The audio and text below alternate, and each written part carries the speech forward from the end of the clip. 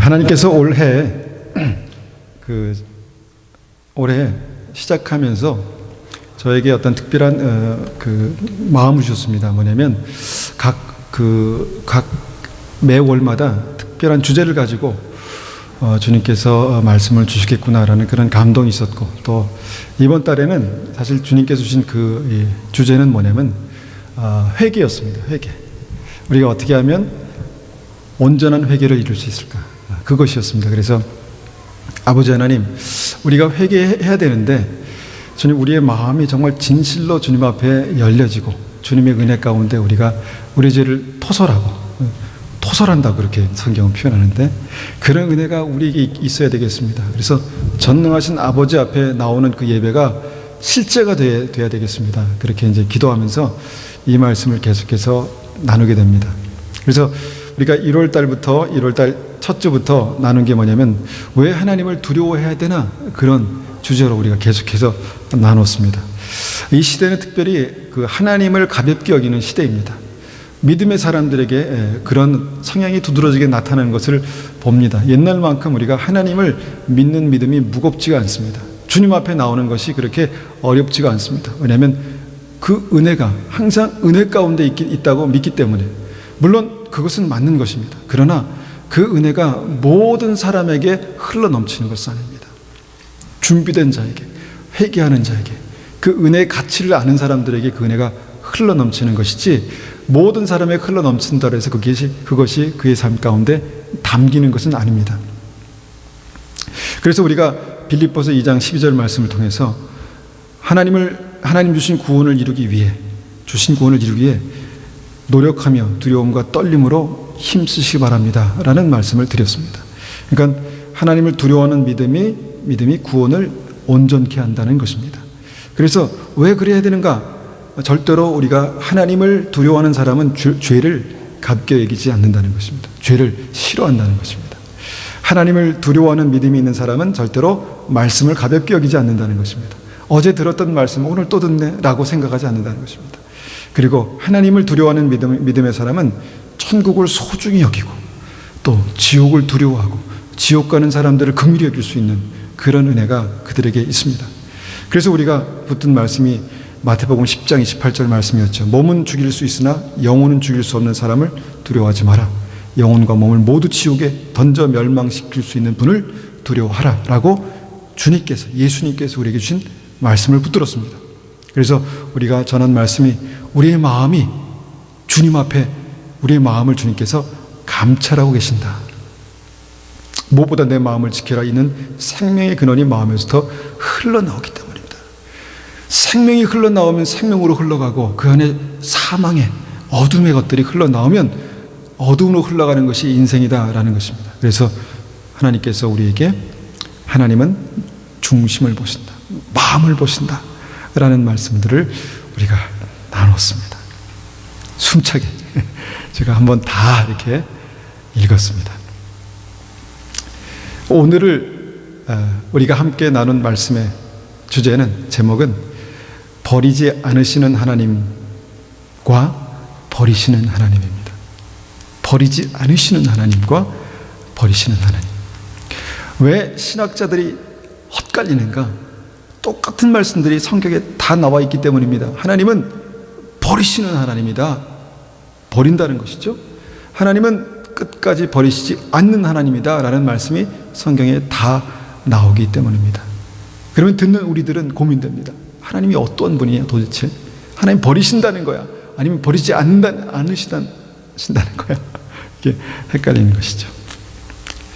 여러분 어떻게 생각하십니까? 우리의 믿음, 우리 한 분 한 분의 믿음은, 하나님은 사람을 버리기도 하시나? 어떻습니까? 거기에 대해서 이해함이 있으십니까? 하나님은 절대로 버리지 않으셔라는 그런 확실한 믿음이 있습니까? 그러면 오늘 말씀을요, 제가 이전에 했던 스타일로 해가지고 쭉 말씀 하나하나를 제가 다 찾아서 읽었고, 그 다음에 중요한 말씀만 제가 이렇게 뽑아서 갖고 왔습니다. 한번 버리시지 않은 하나님에 대해서 우리가 성경을 통해서 한번 보자라는 것입니다. 보자, 성경을 통해서. 이 버린다는 의미를 영어 성경에 보니까 forsake forsake라고 그렇게 말합니다. 그러니까 그 말을 다른 단어로 이렇게 표현하면 abandon, 그러니까 그냥 방관한다는 거죠. 그 다음에 reject, 거절한다는 것입니다. 그러니까 버린다, forsake, abandon, reject. 그 단어를 히브리어 그 정확한 단어를 우리가 알아야 되니까 히브리 단어 하나를 보니까 아잡이라는 단어더라고요. 아잡. 그러니까 그 단어가 계속해서 성경에 나와 있는 것입니다. 그러면 한번 이 말씀을 한 구절 한 구절 하나님께서 어떤 사람에게 버리지 않는다라고 말씀하셨는지를 한번 정확하게 한번 읽어보겠습니다. 앞에 띄워드리겠습니다. 앞에. 자, 이게 잘 안 맞았네요.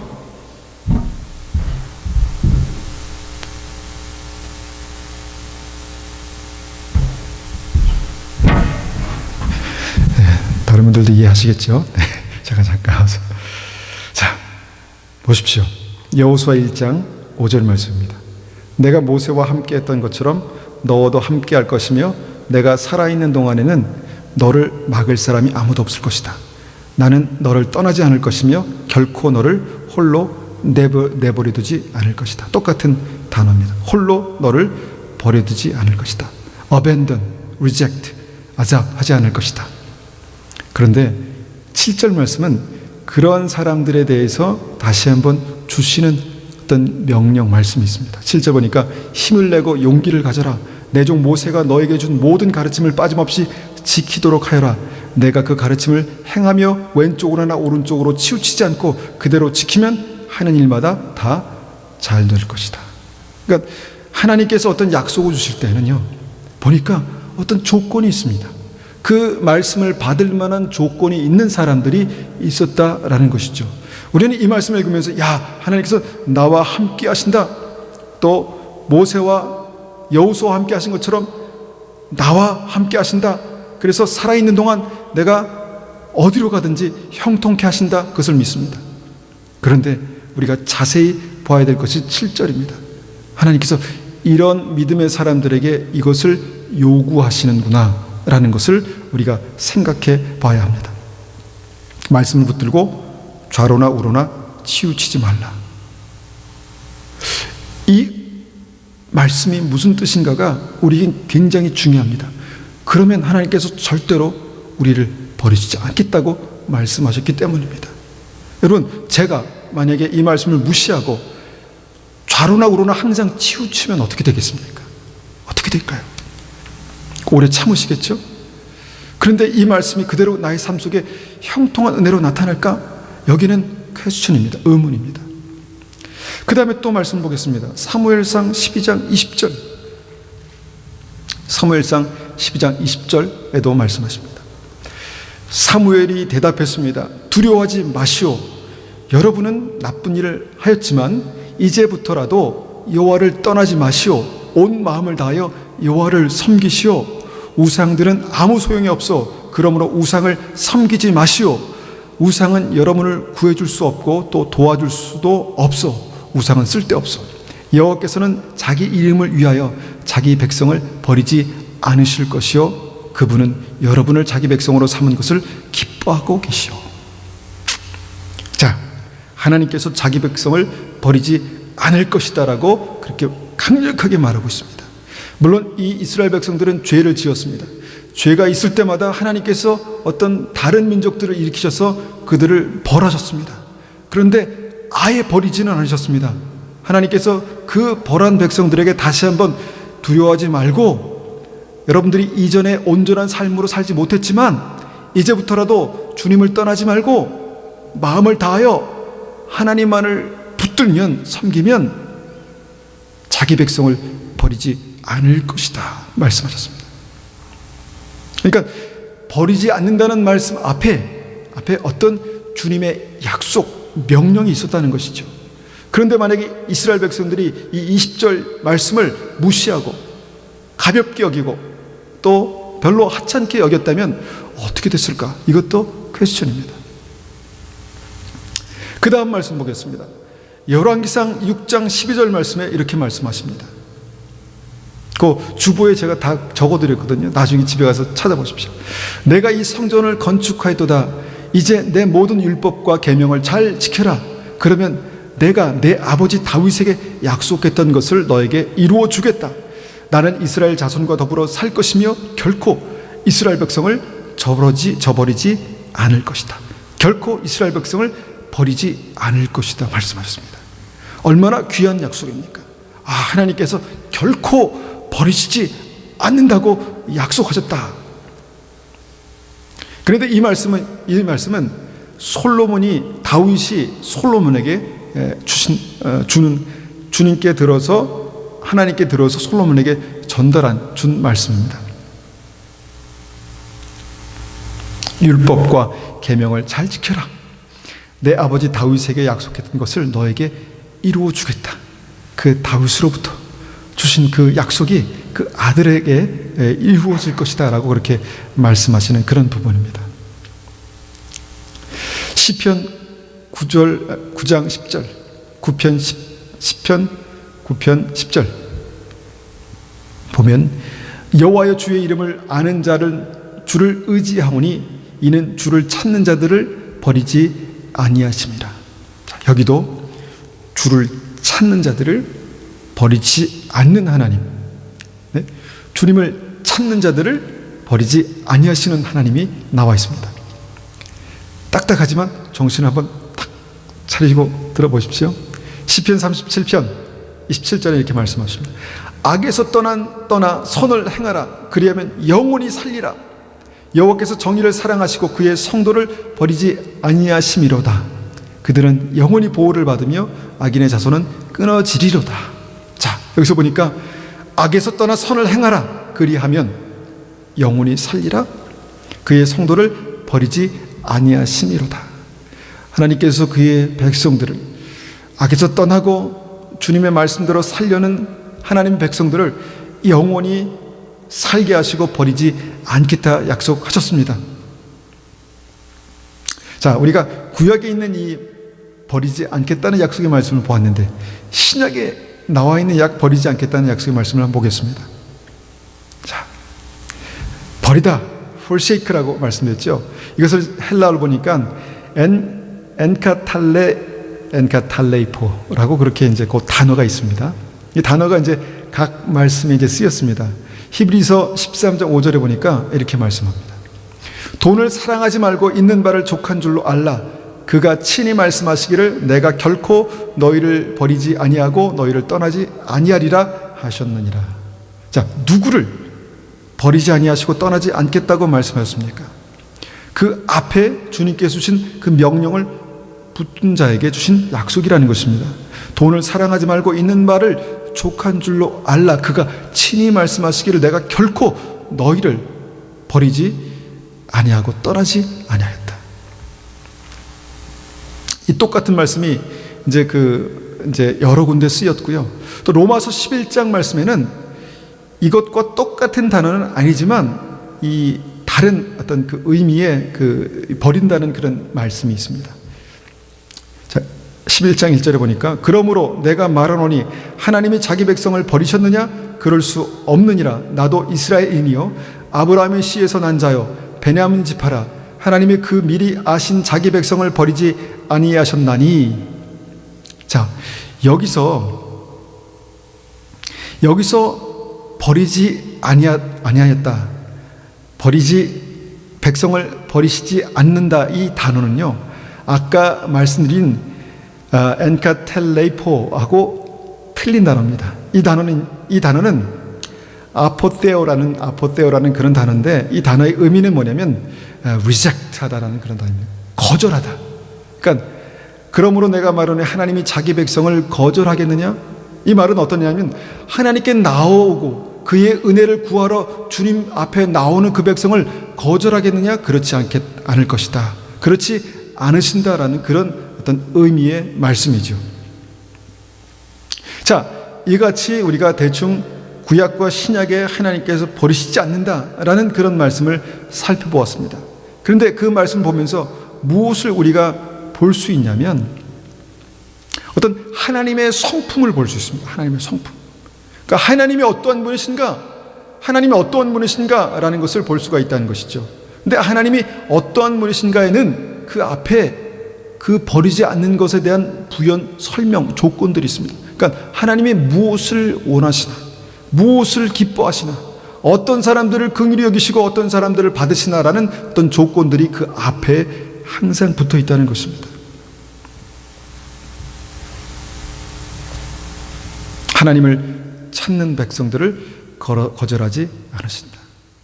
주의 말씀을 붙들고 치우치지 않고 그 말씀을 주야로 묵상하고 사랑하는 하나님의 백성들을 붙드신다. 주님의 긍휼을 의지해서 주님 앞에 나오는 하나님의 백성들을 결코 버리지 아니하신다라고 말씀하십니다. 우리가 이 하나님을 아셔야 합니다. 이 하나님을 알아야 합니다. 그런데 성경의 다른 면에는 버리시는 하나님의 어떤 그 결단, 버리시는 하나님의 결정이 나온 구절들이 있습니다. 버리신다. 자, 역대상 28장 9절에 한번 보겠습니다. 역대상 28장 9절. 나의 아들 솔로몬아, 내 조상의 하나님을 모셔드리고 마음을 다하여 기쁨으로 하나님을 섬겨라. 여호와께서는 모든 사람의 마음을 다 아시고 사람의 생각도 다 헤아리신다. 하나님께 도움을 구하면 대답을 얻을 수 있을 것이다. 그러나 그에게서 떠나가면 그도 너를 영원히 버리실 것이다.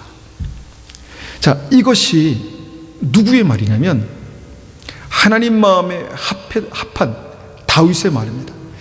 다시 말하면 늘 하나님과 동행했고 하나님께 들었고 하나님의 은혜를 입었고 하나님께서 함께 하시니 누구도 대할 수 없는, 누구도 대적할 수 없는 그 다윗의 고백입니다.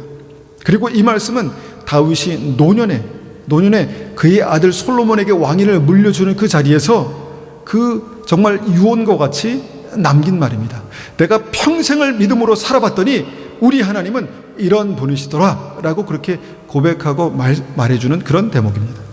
근데 여기에 핵심이 뭐냐면 우리가 마음을 다해 기쁨으로 하나님을 섬겨라, 모든 마음을 다 아시고 사람의 생각도 다 헤아리시는 그 하나님께서 내가 도움을 구하면 반드시 너를 도와주실 것이다. 이것을 알았습니다. 근데 무엇을 얘기하냐면 그러나 그에게서 떠나가면 너를 영원히 버리실 것이다. 이게 아들에게 웬만해서 할 얘기가 아니죠. 네? 아들에게, 정말 사랑하는 아들에게 하나님께서 너를 버리실 거야 라는 말을 웬만해선 할 수 있는 말이 아닙니다. 그런데 다윗의 심정에는 그 심각함이 이 말씀에 이렇게 기록되어 있다는 것입니다. 그가 그에게서 떠나가면 그도 너를 영원히 버리실 것이다. 자, 이것을 우리가 필두로 해서 그러면 하나님께서 누구에게 버리신다라는 말씀을 사용했는가라는 것을 우리가 주목해 볼 필요가 있습니다. 어떤 상황에서 주님께서는 이런 경고들을 하셨나, 그리고 실제로 그렇게 하셨나를 우리가 생각할 때 우리는 두려움과 떨림으로 주님 앞에 설 수 있습니다. 역대하 24장 20절에 이렇게 말씀하십니다.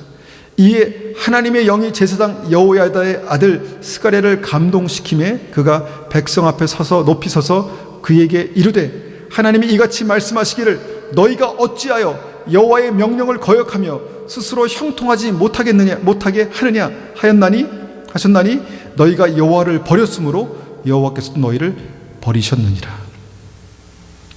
좀 뭔가 은혜의 하나님과 좀 이게 상충되는 그 같은 그런 말씀이 여기 기록되어 있습니다. 뭐냐면 지금 제사장 이 스가랴, 여호와의 아들 스가랴를 감동하셔서 주님의 성령께서 말씀하신다는 것입니다. 뭐냐면 너희가 여호와를 버렸으므로 여호와께서도 너희를 버리셨느니라. 이것이 구약의 굉장히 많은 곳에서 기록되어 있습니다. 그러니까 하나님께서 그냥 버리신 게 아니라 너 실수했어, 너 잘못했어, 버리신 게 아니라 어떤 그의 삶이 하나님을 버렸다 그렇게 말합니다. 버렸다. 너희가 버렸기 때문에 여호와께서 너희를 버릴 것이다. 버렸느니라 라고 말씀하셨다는 것이죠. 굉장히 차갑고 냉정한 말씀 아니겠습니까? 하나님께서, 좋으신 하나님께서 버리시나? 역대하 12장 5절에도 똑같은 맥락에서 말씀하십니다. 그때 예언자 스마야가 시삭을 두려워해서 예루살렘에 모여있던 르호보암과 유다의 지도자들에게 왔습니다.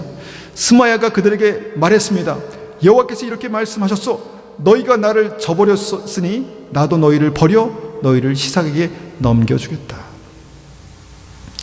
이 버림이 영원히 버림인가 아닌가, 우리가 이 좀 혼동되는 부분도 있지만, 여기서 분명히 우리가 알 수 있는 것은 그들이 하나님을 버렸기 때문에, 하나님을 버렸기 때문에 하나님께서 그들을 버리셔서 적에게 그들의 생명을 넘겨주셨다, 그렇게 말씀하는 구절입니다.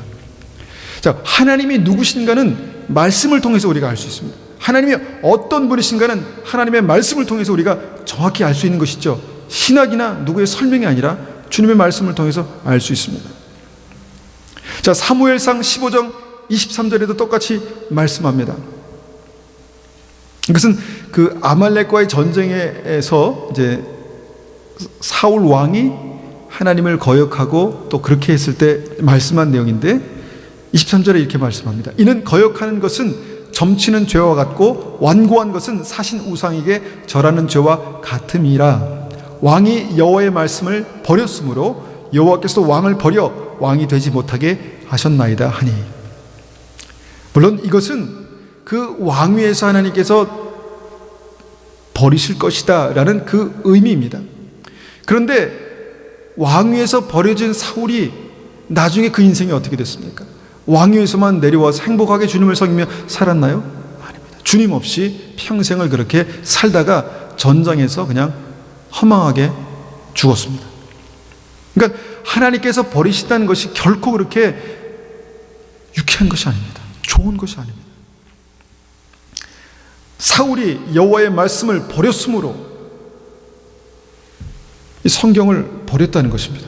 이거 쓸모없는, 그냥 주일만 들고 다니는, 내가 크리스찬이라는 것을 표시하는 그 정도로 그냥 생각했지, 이 말씀을 버렸다는 것이죠, 사울이.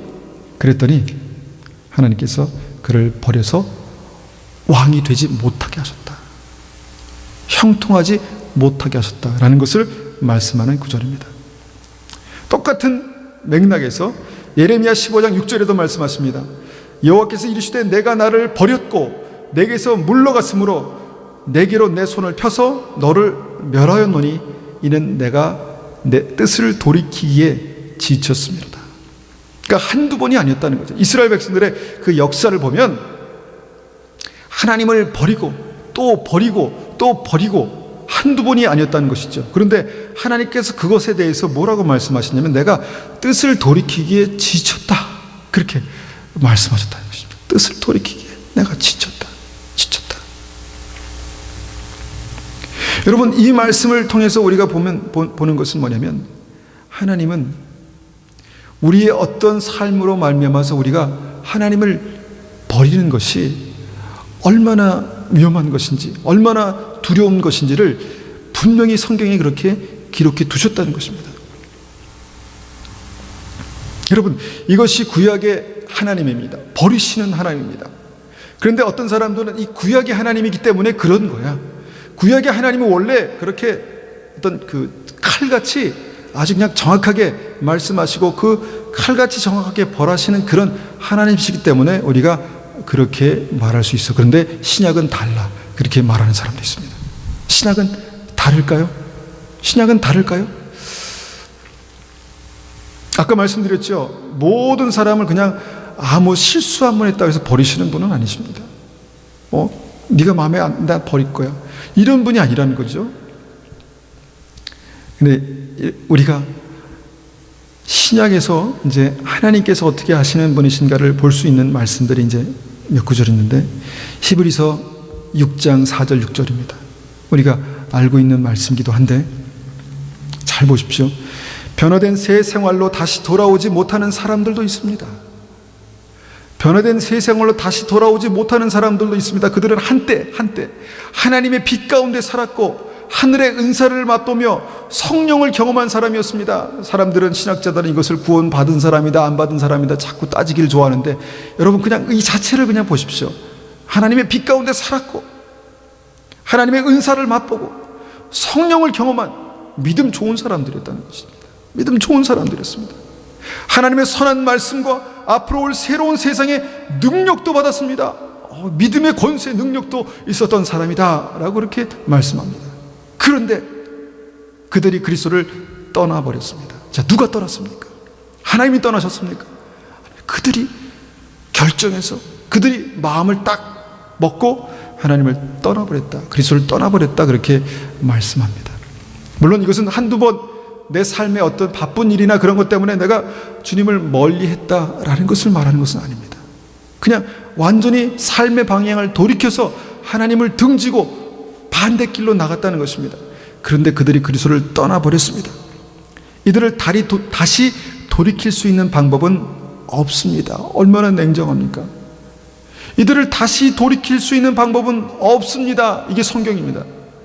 극구 사람들은 이 말씀을 부인하려고 합니다. 좋으신 하나님인데 그럴 리가 없어. 좋으신 하나님인데 오래 참으시는 하나님인데 그럴 리가 없어. 그렇게 부인하려고 합니다. 그런데 성경은 분명히 이들을 다시 돌이킬 수 있는 방법은 없습니다라는 상태가 있다라고 말씀하십니다. 왜냐하면 그들은 하나님의 아들을 다시 십자가에 못 박고, 두 번째 다시 십자가에 못 박고 사람들 앞에서 욕되게 했기 때문입니다. 여러분, 이 말씀이 사실이라면 하나님 앞에 두렵고 떨림이 없이는 구원을 이룰 수가 없습니다. 좋으신 하나님, 사랑의 하나님만 알고서는 우리가 죄 앞에서 또 우리의 삶에 정말 우리를 하나님으로부터 멀어지게 하려는 여러 가지 삶 속에서 우리는 우리를 지켜낼 수가 없습니다. 여러분, 모든 것이 우리의 마음에서 시작합니다. 마음에서. 모든 것이 우리 마음에서 결정하고 시작됩니다. 그런데 그것이 우리를 그리스도로부터, 하나님으로부터 멀어지게 하고 나중에는 하나님을 버리게 하고 버려지게 한다는 것입니다. 여러분, 이 말씀은 여기서만 있는 것이 아닙니다. 복음서에서도 찾아볼 수 있는데 요한복음 15장 1절과 2절에도 분명히 말씀하십니다. 나는 참 포도나무요 내 아버지는 정원사시다. 얼마나 귀한 말씀입니까? 내 안에서 열매 맺지 못하는 가지마다 아버지께서 잘라내시고 열매 맺는 가지는 더 많은 열매를 맺게 하려고 깨끗하게 다듬으신다. 주님께서 우리의 인생을 다듬으시는 놀라운 은혜가 있습니다. 다듬으십니다. 다듬으실 때 얼마나 아프겠습니까? 다듬으십니다. 그런데 여러분, 생명이 열매로 나타나지 않으면, 그 살아있는 믿음이 열매로 나타나지 않으면 평생을 기다리시지만 그 살아있는 믿음이 생명으로 나타나지 않으면 잘라내시겠다는 게 주님의 말씀입니다. 잘라내시고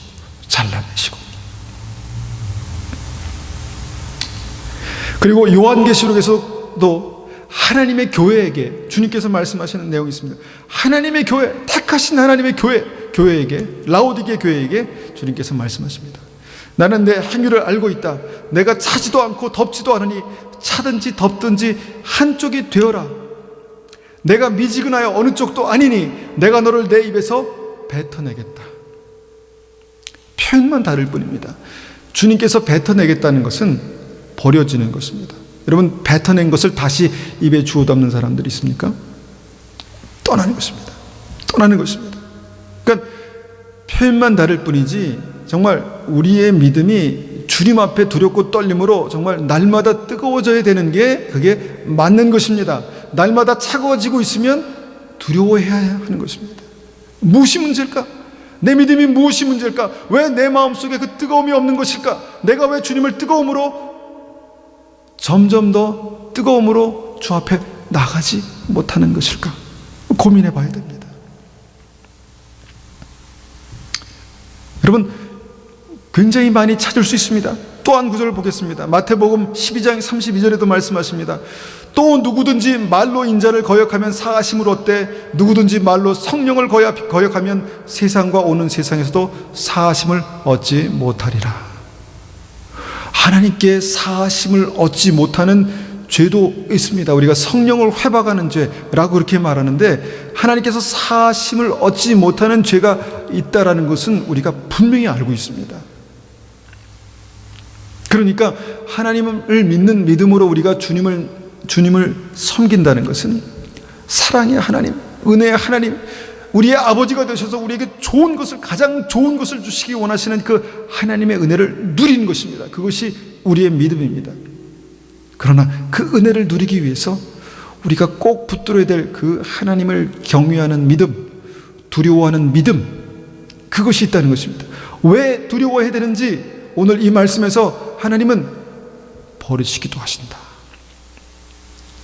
여러분, 이것을 많은 분들은 설교하기를 꺼려합니다. 괜히 두려움을 주는 것이 부정적인 것이 아닌가라는 생각을 가지고 있기 때문입니다. 그런데 성경에 이 말씀도 있고 이 말씀도 있는데 이것이 부딪힌다고 해서 한 말씀을 버리겠습니까? 아닙니다. 고민해 봐야 합니다. 왜 그랬을까? 왜 하나님께서 이 똑같은 말씀을, 똑같이 상충되는 말씀을 주셨을까? 고민해 봐야 합니다. 어떤 상황에선 이런 말씀을 주시고 누구에게는 이런 말씀을 주셨는데 왜 이런 말씀을 차갑게, 단호하게 하셨을까? 고민해 봐야 된다는 것이죠. 신학을 하는 사람들은 흔히 이것을 나의 신앙과 맞지 않는 거라고 잘라버립니다. 잘못된 해석이라고 그렇게 말합니다. 제가 말씀을 해석했습니까? 그냥 읽었습니다. 궁금하시면 이 말씀을 더 깊이 묵상하고 말씀을 가지고 기도하고, 성령님, 이 말씀이 나에게 무엇이 진리입니까? 어떤 것이 진리입니까? 한번 기도해 볼 필요가 있다는 것입니다. 성경을 보니까 이 버림받은 자들의 특징이 있다는 것입니다. 여러분, 우리가 이것을 이제 붙들어야 되는 것이죠. 그들은 먼저 하나님을 버렸습니다. 하나님이 싫었습니다. 물론 한두 번 싫어서 그런 것이 아니라 이스라엘 백성처럼 그들이 하나님이 싫어서, 귀찮아서 배반하면 뭔가 그들을 다시 때리셔서 돌이키셨습니다. 다시 그들이 주님을 배반하면 때려서 돌이키셨습니다. 그런데 그것이 반복됐다는 것입니다. 성경을 보니까 반복되고 있습니다. 그리고 어떤 곳에서는 내가 이제는 그 반복되는 게 지겹다라고 말씀하시기도 하셨다는 것입니다. 그러니까 한두 번이 아니었다는, 내가 지겹다, 이제 마음을 돌이키기가 지겹다라고 그렇게 말씀하실 수 있는 하나님께서 나중에는 어떤 선이 넘어가 버리니까 하나님께서 내가 그를 버렸노라, 그렇게 말씀하셨다는 것이죠. 그래서 이 말씀 앞에 저도 주님 앞에 두렵고 떨림으로 구원을 붙들고 구원을 이루어 나가는 것이고, 우리들도 두렵고 떨림으로 주님 앞에 서야 되는 그 삶의 자리가 있다는 것입니다. 죄 앞에서, 하나님의 말씀 앞에, 명령 앞에서, 하나님의 영생 앞에서, 영원한 지옥과 영원한 천국 앞에서 우리는 하나님을 두렵고 떨림으로 주 앞에 설 때가 있어야 된다는 것입니다. 우리가 기쁨으로 찬양합니다. 즐거움으로 주님 앞에 나아갑니다. 그러나 주님 앞에 엎드려서, 하나님, 제 안에 죄가 있습니다. 제 안에 정말 도저히 바뀌지 않는 죄의 습관들이 있습니다. 연약함이 있습니다. 주님, 긍휼히 여겨 주십시오 라고 기도해야 될 때는 두려움이 있어야 합니다. 두려움이 있어야 합니다. 하나님, 저를 긍휼히 여겨 주십시오. 늘 이래도 오케이, 저래도 흥, 이래도 흥, 그게 아니라는 것이죠. 그거는 균형 있는 신앙이 아닙니다. 신앙의 한쪽 부분만 알고 있는 믿음에 있어서 미혹입니다. 성경은 결국 그렇게 해서 하나님께서 버리신 사람들이 분명히 있다라고 그렇게 말씀합니다. 그렇게 버림받은 사람들이 있었습니다. 여러분, 이 말씀만 가지고 우리가 하나님을 생각할 때 다시 한번 균형을 가지고 우리가 하나님을 생각해야 되는 게 필요한데, 그래서 하나님이 공포스러운 분, 이건 또 아니라는 것이죠. 공포, 막 하나님께 나오면 막 목이 조일 것 같고, 귀신을 섬기는 사람들, 무당들이 그렇더라고요. 그 공포만 있습니다. 죽을 것 같은 공포. 어떻게 하면 여기서 벗어날 수 있을까? 어떻게 하면 하나님의 임재 가운데서 벗어날 수 있을까? 우리가 그런 거 가지고 고민하는 게 아니잖아요. 그죠? 어떻게 하면 주님의 임재 가운데 있을 수 있을까를 고민합니다. 그러니까 뭔가 다른 것이죠. 두려움이라는 단어는 같지만 그 두려움이 그냥 공포, 그것이 아니라 하나님을 경외하는 두려움이라는 것입니다. 두려워할 때가 있다는 것이죠.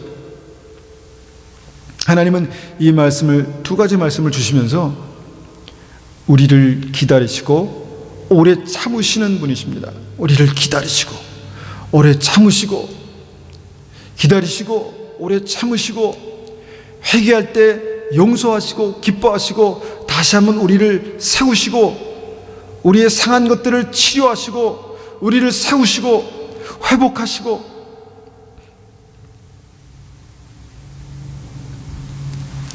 여러분, 이분이 하나님이십니다. 우리가 이 하나님을 섬기고 있습니다. 예레미야 15장 6절 다시 한번 읽어봅니다.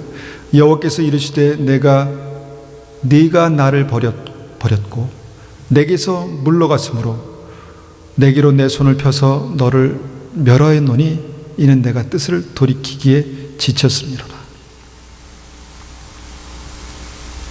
여러분, 두려운 일입니다.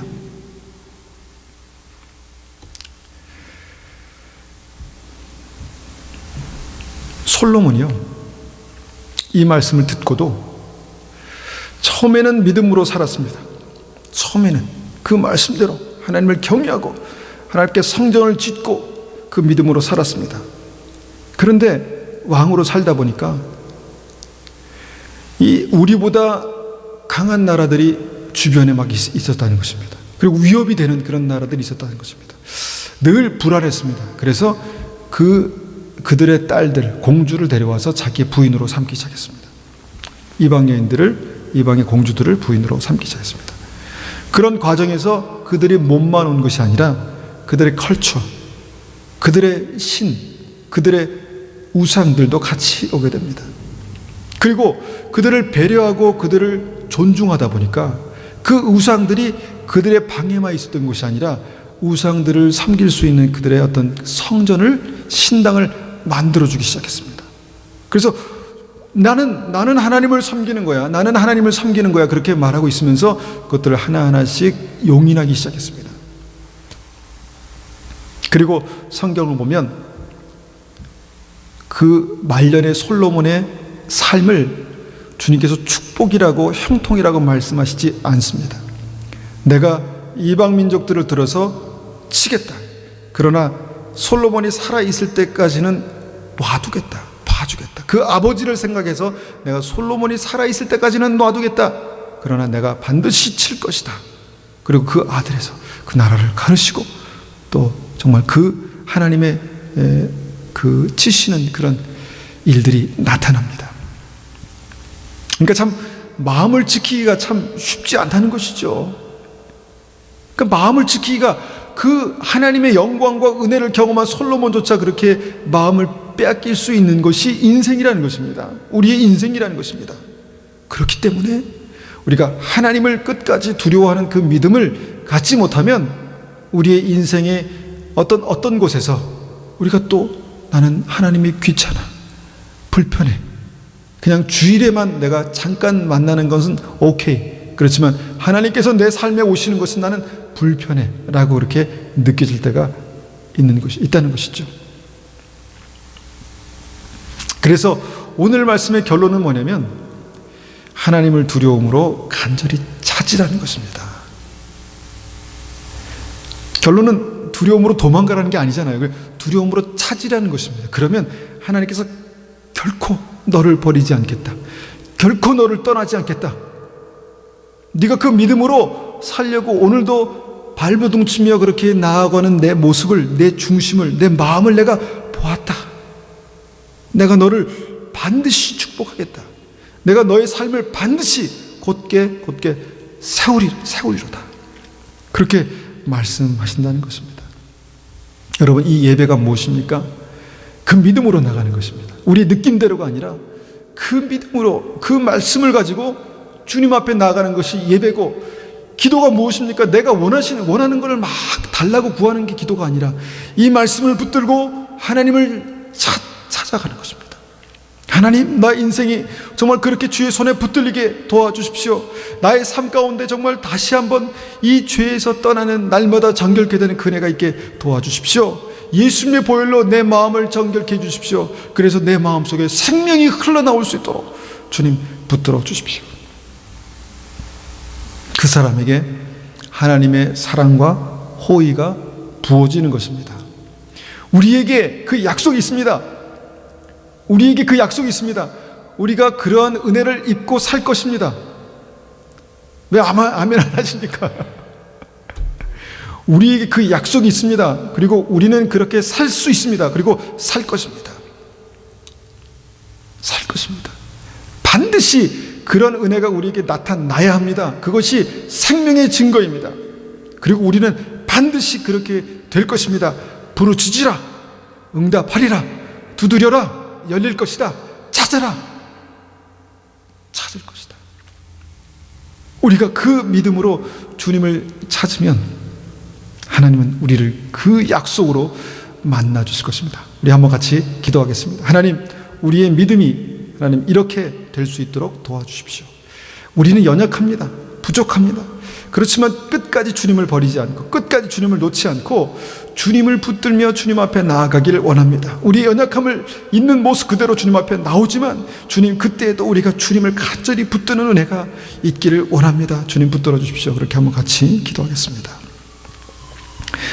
거룩하신 주님, 감사합니다. 이 시간에 우리가 주님 앞에 다시 한번 기도합니다. 아버지 하나님, 말씀이 하나님 생명이 되게 하시고, 하나님의 말씀의 약속이 우리에게 정말 축복이 되게 하시고, 주님, 이 약속들이 우리의 삶 속에 그대로 나타날 수 있도록 도와주시옵소서. 하나님, 우리가 정말 생각하는 대로 믿는 것이 아니라 주의 말씀에 기록한 대로 우리가 주님을 알게 하시고 믿게 하시고, 하나님, 우리가 알고 있는 대로만 믿는 것이 아니라 주님, 주의 말씀을 우리의 심령 가운데 비추고 담고 묵상하고 기도할 때 주님께서 우리에게 원하시는 것이 무엇인지를 더 깊이 깨달아 알 수 있도록 도와주시옵소서. 아버지 하나님, 이 시간에 간절히 구하고 기도합니다. 주님, 이곳에 하나님의 임재가 있습니다. 이곳에 주님의 임재가 있습니다. 주님, 이 임재를, 주의 임재를 우리가 빼앗기지 않기를 원합니다. 아버지 하나님, 우리의 심령 가운데 우리의 마음에서 생명이 날마다 흘러넘치기를 원합니다. 우리 안에 계신 예수님께서 우리를 붙드시고, 예수님께서 우리에게 말씀하시고, 예수님께서 우리에게 기름 부으실 때 우리의 심령에서 하나님의 생명력이 날마다 흘러 넘치기를 소원합니다. 주님, 많은 사람들에게 이 말씀이 생명이 된 것처럼 우리에게도 이 말씀이 생명이 되게 하여 주시옵소서. 어떤 사람에게는 하나님 이 말씀이 있었으나 그들이 정말 하나님의 그 버리심을 피할 수 없었던 것처럼, 아버지 하나님, 우리가 끝까지 주님을 붙들고 주님을 아버지 하나님 그렇게 찾게 도와주시옵소서. 아버지 하나님, 정말 많은 사람들이, 어떤 사람들이 주님을 싫어 버렸던 것처럼 하나님, 어떤 습관이라도 하나님 우리의 마음 가운데 주님을 싫어버리는 하나님, 그러는 하나님 일이 없도록 주님 붙들어 주시옵소서. 아버지 하나님, 이 시간에 우리를 붙들어 주시옵소서. 우리를 새롭게 하여 주시옵소서. 하나님, 그래서 주님께서 우리와 함께 계시는 온전한 은혜가 우리의 삶 속에 나타날 수 있도록 도와주시옵소서. 주님 앞에 두렵고 떨림으로 우리가 나아갈 수 있는 그 순간순간들이 있게 도와주시옵소서. 주의 앞에, 하나님의 말씀 앞에, 명령 앞에, 아버지 하나님, 주님 천국과 지옥의 그 갈림길에서 우리가 날마다 승리하며 날마다 주님과 함께 동행할 수 있는 그 은혜가 우리의 삶 가운데 있게 도와주시옵소서. 주님, 감사합니다. 하나님께서 우리에게 주신 약속들을 우리가 믿음으로 붙들기를 원합니다. 끝까지 하나님, 어떤 상황에서도 하나님, 우리가 끝까지 주님의 말씀을 붙들기를 간절히 소원합니다. 아버지 하나님, 역사하여 주시옵소서. 기름 부어 주시옵소서. 주님의 은혜가 나타나게 도와주시고 주님의 영광이 나타날 수 있도록 주님 붙들어 주시옵소서. 주님의 은혜가 우리 삶 속에 열매 맺을 때까지 우리가 믿음으로 나아갈 수 있도록 주님 도와주시옵소서. 감사합니다. 거룩하신 주님, 감사합니다. 우리에게 귀한 예배를 허락하셔서 주님, 이곳에서 주의 음성을 듣게 하시고 이곳에서 주님께 영광과 존귀를 올려드리며 예배 드릴 수 있도록 인도하셔서 감사합니다. 우리가 무엇을 위해서 기도해야 될지, 어떤 믿음을 가져야 될지 우리가 더 분명히 깨달아 알기를 소원합니다. 주님의 말씀은 살았고 운동력 있다고 말씀하셨습니다. 주님, 그 살았고 운동력 있는 그 말씀으로 우리를 주님 다듬으시고 더 열매 맺게 하여 주시옵소서. 우리를 깎으시고 더 열매 맺게 하여 주시옵소서. 그래서 우리의 인생이 주님 앞에서 하나님 그 믿음과 구원이, 영생이 하나님 분명한 열매로 나타나는 그런 삶이 될 수 있도록 축복하여 주시옵소서. 이 시간 우리가 주님의 말씀을 의지하여서 다시 한번 더 정말 간절한 믿음으로 주 앞에 나아가오니 주님, 우리를 붙드시고 우리를 살리시고 우리를 새롭게 하여 주시옵소서. 예수님의 이름으로 감사하며 기도드렸습니다. 아멘.